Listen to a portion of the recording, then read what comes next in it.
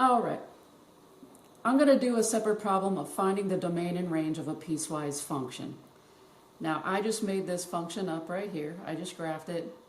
Whatever, it doesn't really matter what I have. The idea here is about finding domain and range because it can get confusing when you have open circles and closed circles on the graph, and you're just kind of wondering, this is still not making any sense whatsoever. So I'm doing an extra example just to help us out.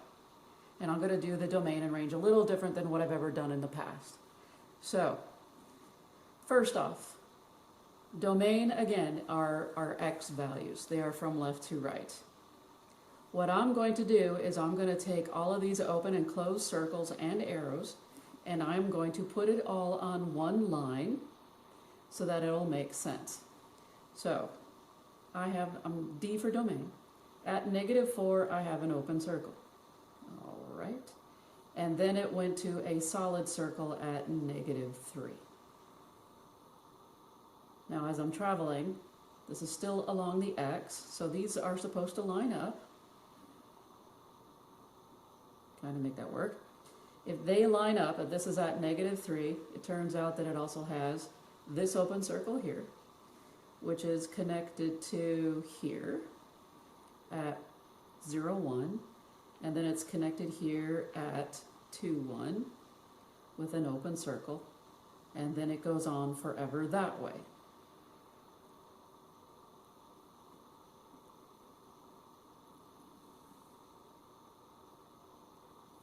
All right, so let's talk about this. I have an open circle connected to a closed circle, but this closed circle has an open circle around it. A closed circle acts like a rock, paper, scissors here for a second. All right, you got a rock that is being filled in by paper. So this is completely filled in. The paper surrounds the entire rock. So what we end up having is an open circle. This is entirely filled in now because that's what a closed circle does. It fills in an open circle. This guy doesn't really matter. If it's filled in, well, so are all of these other points. So this guy really doesn't matter. Then I have an open circle. Interesting. And then it goes on forever. So let's talk about my domain. Again, this is at -4. Now, it's an open circle at -4. That means I have parentheses at -4. I'm not going to stop here for my domain because if this number is included, you could almost write this without having this dot here. It would just be one long continuous line until I stop at another open circle. And this open circle stopped at the number 2. So whenever I have open circles to open circles, yeah, open circles are parentheses, it stops at open circles. It never really stops unless that's an end or a starting point for closed circles. Since it stopped at -2, -2 is not included, but there is stuff past the 2.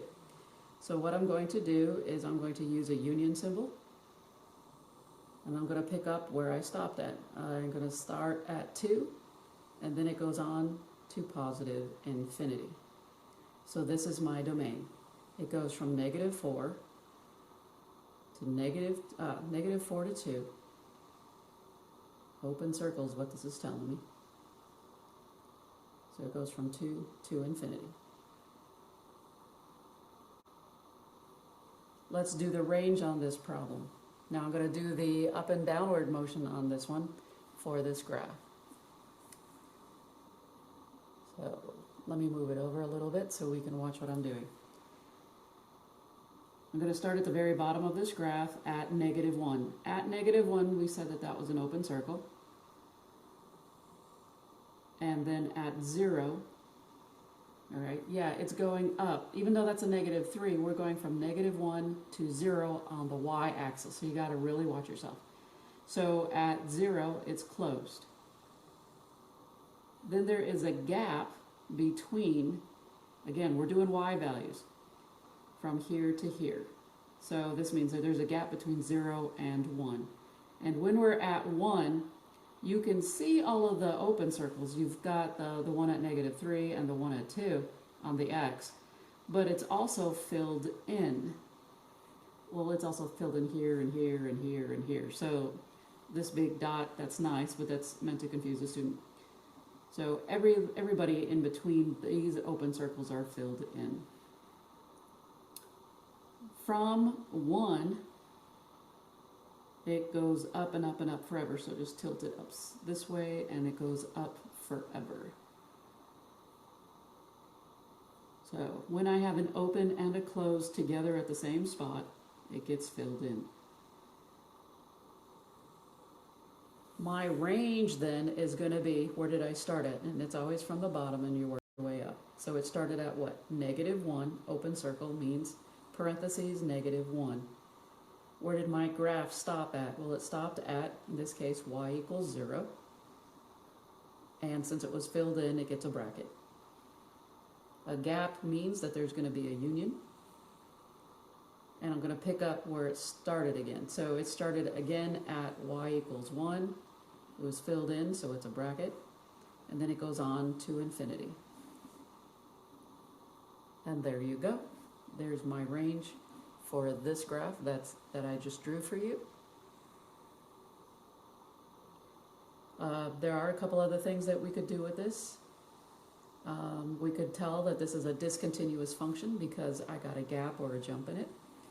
So that's another thing that I could ask. Discontinuous function. That's kind of nice. But right now, let's mainly focus on domain and range because these are the hard parts.